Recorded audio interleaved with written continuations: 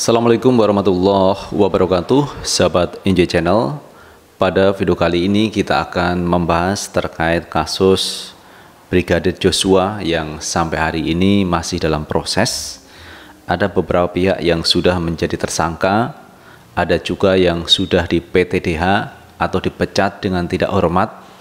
Ada juga yang sampai hari ini Ibu PC statusnya sebagai tersangka tetapi juga belum ditahan. Ini juga menjadi perhatian dari publik, dari warganet. Kenapa sampai hari ini Ibu Putri Chandrawati tidak ditahan? Kalau kita melihat alasan yang kemarin disampaikan oleh pihak kepolisian kenapa belum ditahan, katanya punya 3 alasan, yaitu yang pertama Ibu PC punya bayi kecil. Nah, ini menjadi pertimbangan kenapa Ibu PC tidak ditahan. Yang kedua, alasan kesehatan. Kemudian yang ketiga adalah alasan mengenai kemanusiaan. Jadi 3 hal inilah yang membuat Ibu PC belum ditahan. Tetapi kalau kita melihat kasus-kasus yang lain, orang yang punya anak kecil ketika ada kasus hukum ibunya ditahan. Itu adalah satu hal yang menjadi diskusi publik. Kenapa Ibu PC tidak ditahan? Kemudian yang berikutnya mengenai kasus pelecehan seksual. Ini juga menjadi perhatian serius dari masyarakat, dari publik, terutama dari pihak keluarga dari Brigadir Joshua. Karena Brigadir Joshua ini diduga melakukan pelecehan kepada Putri Chandrawati di rumah Magelang. Kalau yang awal katanya Brigadir Joshua itu melecehkan Ibu Putri di Duren 3, rumah dinas Verdi Sambo. Namun setelah diselidiki, kemudian dilakukan gelar perkara oleh pihak kepolisian, itu tidak terbukti pelecehan seksual di Duren 3. Berarti apa yang dilaporkan oleh Ibu PC adalah berita hoax, laporan palsu. Dan ini mestinya ada hukuman bagi Ibu PC karena sudah membuat laporan palsu. Nah, karena sudah membuat laporan palsu, mestinya Ibu PC ditahan, apalagi statusnya menjadi tersangka. Kemudian yang menjadi perhatian juga adalah rekomendasi dari Komnas HAM dan Komnas Perempuan yang menyatakan bahwa ada dugaan pelecehan yang dilakukan Brigadir Joshua di rumah Magelang kepada Ibu Putri Chandrawati. Tetapi publik tidak begitu percaya dengan apa yang disampaikan oleh Komnas HAM dan Komnas Perempuan. Kalau misalkan Brigadir J itu melakukan pelecehan seksual, tentu harus ada buktinya. Dan sampai hari ini tidak ada bukti bahwa Brigadir Joshua itu melecehkan Ibu Putri Chandrawati. Misalkan buktinya adalah visum. Sampai hari ini tidak ada visum dari Ibu Putri Chandrawati. Dan tidak ada laporan polisi terkait pelecehan itu. Justru yang dilaporkan Ibu PC adalah pelecehan, dugaan pelecehan yang ada di Duren 3 Jakarta. Dan itu sudah tidak terbukti dan akhirnya di SP3 oleh pihak polisi.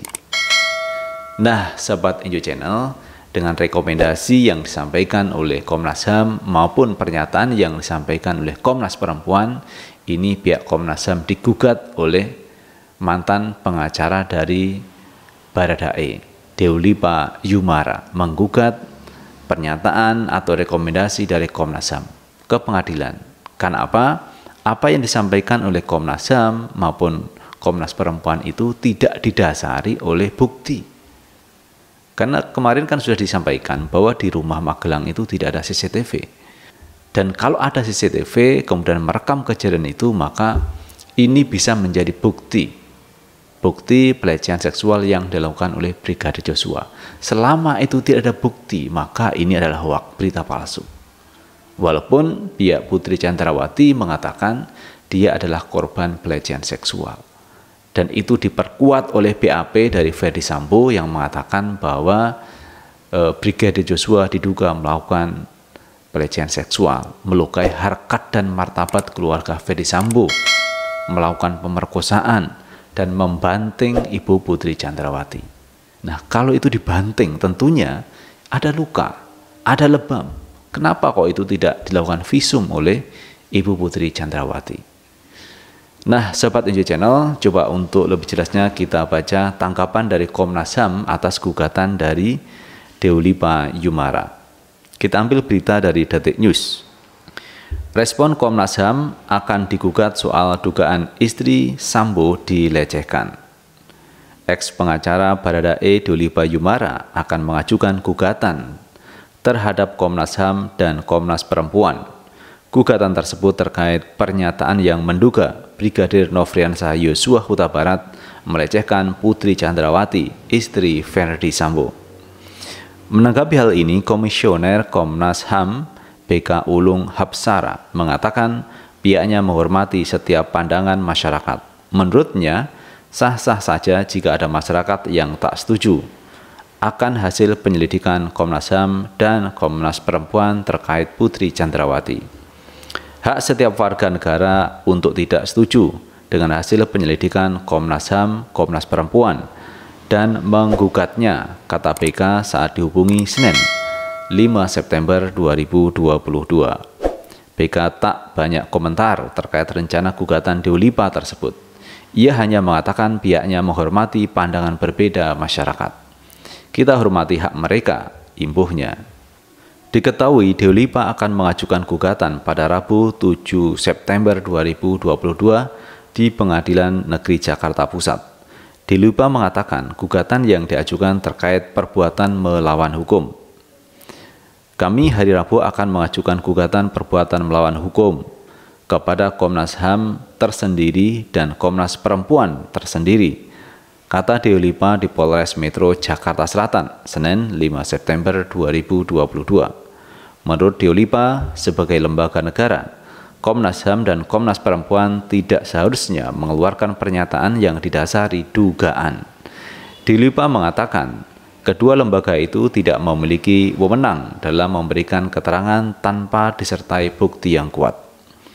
Sama seperti Komnas HAM, dugaan Yosua diduga melakukan pelecehan seksual. Komnas Perempuan juga sama menduga gitu. Tapi kalau kami pengacara boleh kayak gitu. Kalau Komnas HAM dan Komnas Perempuan, ada apa ini? Pasti ada sesuatu. Sama seperti Kak Seto ada sesuatu ini, terang Deolipa.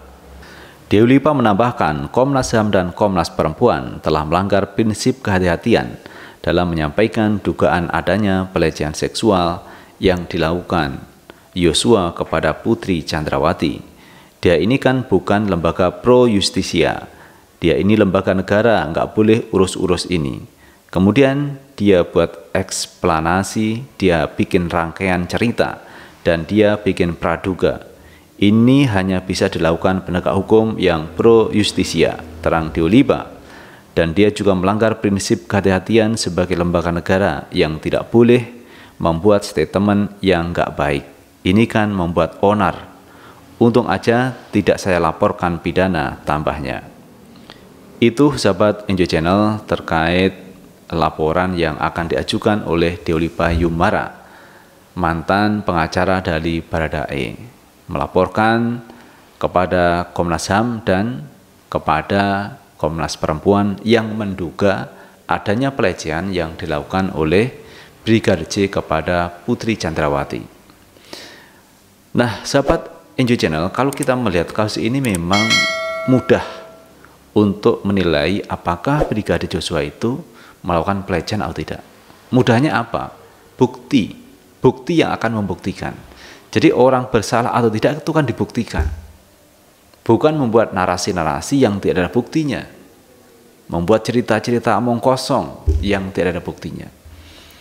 Seperti yang disampaikan oleh LPSK kemarin, dia membuat analisa terkait 7 kejanggalan. Kalau misalkan Brigadir Joshua itu melakukan pelecehan, pemerkosaan kepada Putri Chandrawati. Contoh yang kemarin disampaikan oleh pihak LPSK. Di antaranya adalah mengenai kalau itu benar terjadi pelecehan, tentu saja Ibu PJ bisa berteriak minta tolong kalau itu dilecehkan oleh Brigadir Joshua. Tetapi tidak ada teriakan. Ini kan menjadi sesuatu yang aneh. Umumnya kalau orang dilakukan pelecehan seperti itu, maka dia akan bereaksi, melawan, atau berteriak. Tetapi itu kok tidak ada teriakan, tidak ada kegaduhan. Kemudian yang berikutnya, Ibu PJ itu tidak melakukan visum, tidak lapor ke polisi kalau terjadi pelecehan. Itu adalah sebuah kejanggalan. Kemudian setelah katakanlah kejadian di Magelang, ini rombongan pulang ke Jakarta bersama-sama. Masa iya orang yang melakukan pelecehan seksual diajak bersama-sama pulang ke Jakarta? Ini kan menjadi sesuatu yang aneh. Kemudian yang berikutnya, kalau kita melihat kejanggalan bahwa Brigadir Joshua itu menganggap Ibu PC itu adalah ibunya. Sementara Ibu PC menganggap Joshua itu adalah anaknya. Bagaimana mungkin ibu dan anak ini melecehkan, melakukan pemerkosaan? Ini kan sesuatu yang kecil kemungkinan bisa dilakukan oleh Joshua. Nah, itu kalau kita melihat beberapa kejanggalan yang terjadi kalau itu memang terjadi kasus pelecehan seksual. Banyak orang yang tidak percaya dengan cerita yang dibuat Sambo ataupun Putri Chandrawati. Kenapa begitu? Karena dia sudah melakukan kebohongan di awal. Katanya dia dilecehkan di Duren 3, rumah dinas Verdi Sambo. Tetapi setelah diselidiki, kemudian gelar perkara dilakukan, ternyata tidak ada peristiwa pidana pelecehan itu. Kemudian pihak polisi menerbitkan SP3, menghentikan penyidikan terkait kasus itu. Artinya pihak Sambo maupun Putri Chandrawati melakukan kebohongan. Nah, kemudian setelah di Duren 3 tidak terbukti, mengalihkan tempat pelecehan di Magelang. Ini kan sesuatu yang mengada-ada yang dilakukan oleh pihak Putri Chandrawati. Dan ini menurut saya memang harus dituntaskan oleh pihak kepolisian. Karena ini dugaan itu tidak membuat nyaman bagi keluarga Brigadir Joshua. Karena diduga melakukan pelecehan. Ini kan menyakitkan. Makanya banyak pihak yang ingin supaya pihak polisi menuntaskan kasus ini atau melakukan SP3 seperti yang di Duren 3. Kalau di SP3 berarti tidak ada pelecehan seksual, itu clear jelas. Tetapi sampai hari ini pihak kepolisian belum menyampaikan sesuatu terkait di Magelang. Nah, ini kemudian akhirnya digugat oleh Deli Upayumara mengenai dugaan yang disampaikan oleh Komnas HAM maupun Komnas Perempuan yang katanya ada dugaan pelecehan yang dilakukan Brigadir Joshua kepada Putri Chandrawati. Namun demikian kalau kita lihat pihak Komnas HAM maupun Komnas Perempuan tidak punya bukti kuat kalau itu terjadi pelecehan seksual. Karena itu banyak pihak yang menyayangkan yang disampaikan atau yang direkomendasikan oleh Komnas HAM. Karena itu pihak Deli Upayumara melakukan gugatan hukum ke Pengadilan Negeri Jakarta. Nah, itu sahabat Enjoy Channel yang bisa kita bahas kali ini, dan terima kasih telah menonton video ini. Sukses selalu. Assalamualaikum warahmatullahi wabarakatuh.